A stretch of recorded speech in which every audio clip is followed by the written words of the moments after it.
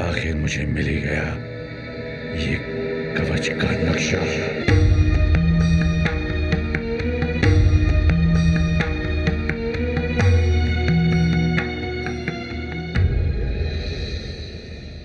तुम लोग जिस नक्शे को लेकर घूम रहे थे वो सिर्फ कागज का एक टुकड़ा नहीं बल्कि इतिहास का एक ऐसा पन्ना है जो सदियों से खो गया था। यह कहानी उस महान कहानी का एक छोटा सा अंश है जिसे हम महाभारत कहते हैं। इतिहास जब भी सबसे सुरमा योद्धा का नाम लेगा तो वो होगा कृष्ण के चाहते अर्जुन का। लेकिन वही इतिहास ये भी जानता है कि एक और योद्धा भी था जिसके बाणों में अर्जुन को टक्कर देने की ताकत थी और वो योद्धा था सूर्यदेव का पुत्र कर्ण, जो सूर्यदेव के दिए हुए कवच और कुंडल के साथ जन्मा था। ऐसे कवच और कुंडल जिनके दिव्य वरदान ने कर्ण के बाजुओं में इतना बल भर दिया कि देवता भी उसकी ताकत के सामने कांपते थे, जिनकी शक्ति इतनी थी कि ब्रह्मांड के तीनों लोकों में ऐसा कोई अस्त्र नहीं बना था जो कर्ण के शरीर से उसकी आत्मा को अलग कर सके। क्योंकि जब तक सूर्य देव का आशीर्वाद सूर्य की किरणें या चंद्रमा की रोशनी बनकर कवच और कुंडल को शरण दे रहा था, उनका पुत्र अमर था।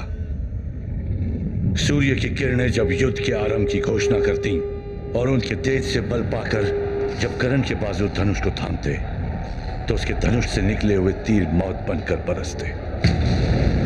कर्ण के इस वरदान का कहर जब पांडवों की सेना पर टूटा तब कृष्ण को एहसास हुआ कि कर्ण की शक्ति का जवाब रणभूमि में देना असंभव था। वो जानते थे कि कर्ण दानवीर था और स्नान के बाद भिक्षा में जो कुछ भी कर्ण से मांगा जाता वो उसे देने से इनकार नहीं करता। तब कृष्ण ने भेजा इंद्रदेव को। इंद्रदेव ने रूप लिया एक ब्राह्मण का और कर्ण से उसका कवच और कुंडल मांगा। इंद्रदेव की ये चतुराई कर्ण ने पहचान ली, लेकिन फिर भी उस दानवीर ने उन्हें कवच और कुंडल देकर महाभारत के युद्ध की काया पलट दी। इस घटना के बाद ना ही कोई ग्रंथ ना ही कोई गाथा दोबारा कभी कवच का वर्णन करती है, परंतु कुछ कहानियां ऐसी भी होती हैं जो लिखी नहीं पुश्तों से बताई जाती हैं।